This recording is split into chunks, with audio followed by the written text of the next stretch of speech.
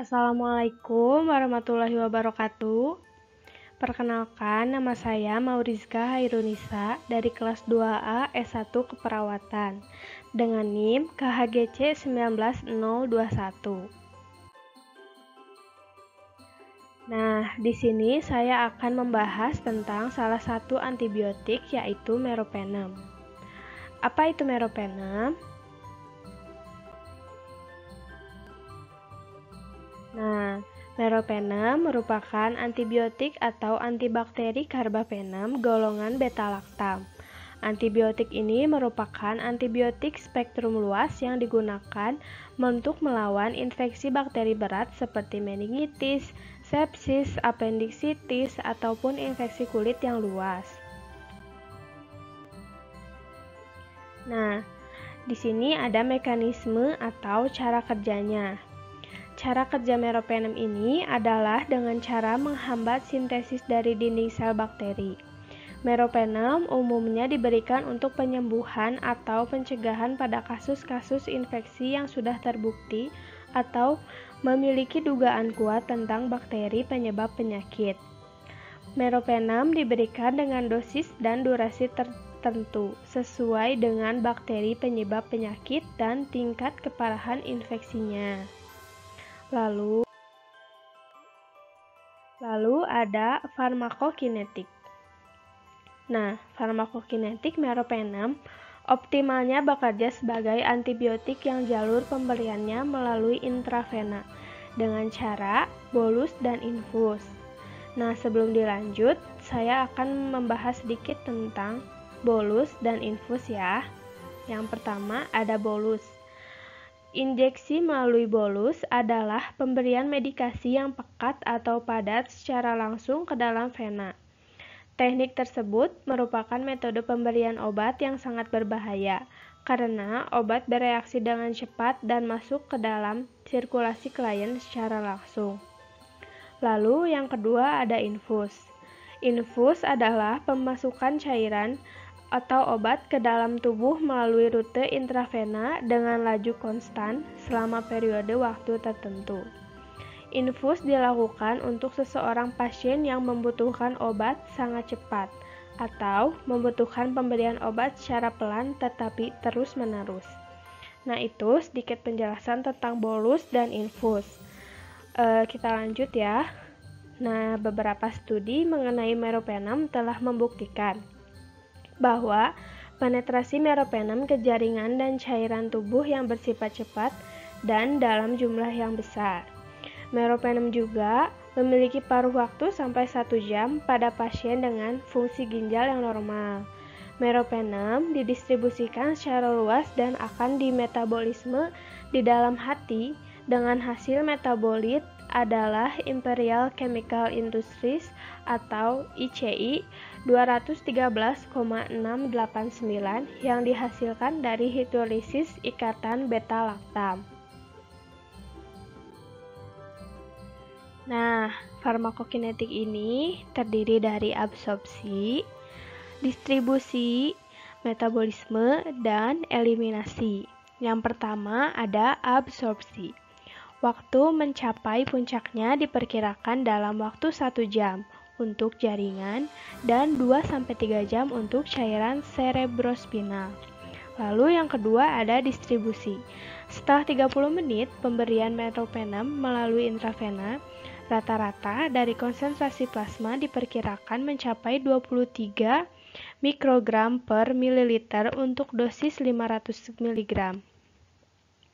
49 mikrogram per mililiter untuk dosis 1 gram dan 115 mikrogram per mililiter untuk dosis 2 gram. Apabila pemberian dilakukan secara bolus, maka setelah 5 menit bolus intravena, maka akan terdapat rata-rata dari konsentrasi plasma diperkirakan mencapai 52 mg per mililiter untuk dosis 500 mg dan 112 mikrogram per mililiter untuk dosis 1 gram. Meropenem nantinya akan didistribusikan ke seluruh jaringan dan cairan tubuh. Total distribusi volume pada orang dewasa adalah 15-20 ml dan anak-anak 0,3-0,4 liter per kilogram. Lalu yang ketiga ada metabolisme. Meropenem di metabolisme di hati, menghasilkan metabolit ICI atau Imperial Chemical Industries 213,689 yang merupakan hasil hidrolisis dari ikatan beta-laktam. Yang keempat, ada eliminasi. Eliminasi dari meropenem 83% terjadi di urin melalui filtrasi dari glomerular dan sekresi aktif tubular. Nah, setelah tadi ada farmakokinetik, sekarang ada farmakodinamik. Nah, farmakodinamik meropenem merupakan antibiotik spektrum luas golongan carbapenem yang bekerja melawan bakteri gram negatif dan positif serta anaerob. Meropenem nantinya akan menghambat sintesis dari dinding sel dengan cara melakukan penetrasi ke dalam dinding sel dari bakteri tersebut. Meropenem memiliki konsentrasi bakterisidial 1-2 kali lebih banyak dibandingkan konsentrasi bakteriostatiknya ya.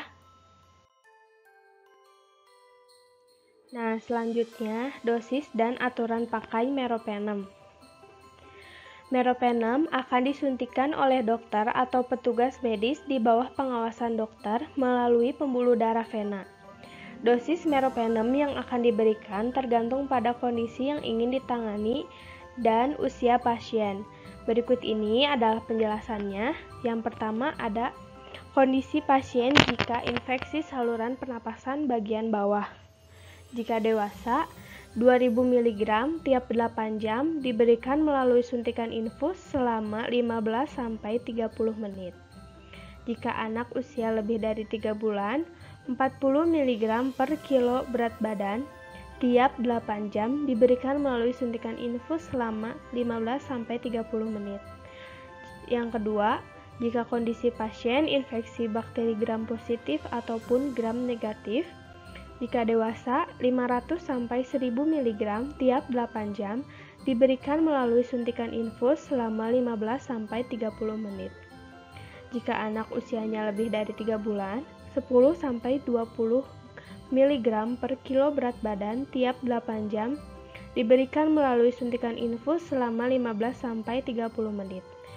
Yang ketiga, kondisi meningitis. Jika dewasa, 2000 mg tiap 8 jam diberikan melalui suntikan infus selama 15-30 menit.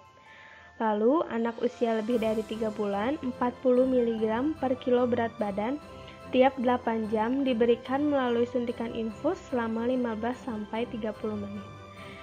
Lalu yang terakhir, kondisi pasien infeksi kulit yang berat. Jika dewasa, 500 mg tiap 8 jam, namun dosis maksimalnya 2000 mg. Jika anak usia lebih dari 3 bulan, 10 mg per kilo berat badan tiap 8 jam, dan dosis maksimalnya 500 mg.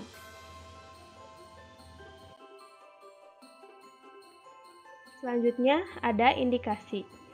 Nah, indikasi meropenem umumnya diberikan untuk berbagai macam infeksi yang sudah terbukti atau dugaan kuat tentang bakteri penyebab infeksi tersebut, seperti pneumonia, appendicitis, infeksi kulit luas, meningitis, dan sepsis. Dosisnya pun bervariasi sesuai dengan derajat infeksi dan juga perlunya penyesuaian dosis bagi pasien dengan gangguan fungsi ginjal. Selanjutnya ada kontraindikasi. Nah, kontraindikasi dari pemberian meropenem adalah pada pasien dengan riwayat hipersensitivitas terhadap meropenem. Namun, hal ini sangat jarang terjadi dengan golongan antibiotik lainnya. Selanjutnya, ada efek samping dari meropenem. Efek samping meropenem yang umumnya terjadi antara lain mual, muntah, diare, konstipasi, ruam kulit, sakit kepala, dan anemia. Walaupun sangat jarang, efek samping sistemik seperti kejang, shock anafilaktik, neutropenia, maupun penurunan fungsi ginjal dan hati telah dilaporkan dalam beberapa kasus. Adanya teori cross alergik, meropenem dengan golongan obat beta-laktam yang lain dapat dikatakan belum ada bukti yang kuat tentang hal ini. Namun, beberapa studi membuktikan bahwa reaksi alergi yang ditimbulkan meropenem umumnya tidak membahayakan jiwa pasien. Selanjutnya ada penggunaan pada kehamilan dan ibu menyusui. Penggunaan meropenem pada kehamilan memiliki kategori B, yang dapat dikatakan cukup aman untuk diberikan pada ibu hamil, walau belum terdapat studi yang adekuat untuk memastikan hal ini. Penggunaan meropenem pada ibu menyusui juga perlu diperhatikan, karena meropenem tercatat dapat disekresikan melalui ASI. Sekian yang dapat saya sampaikan. Mohon maaf bila ada kekurangan. Wabillahi taufiq wal hidayah. Wassalamualaikum warahmatullahi wabarakatuh.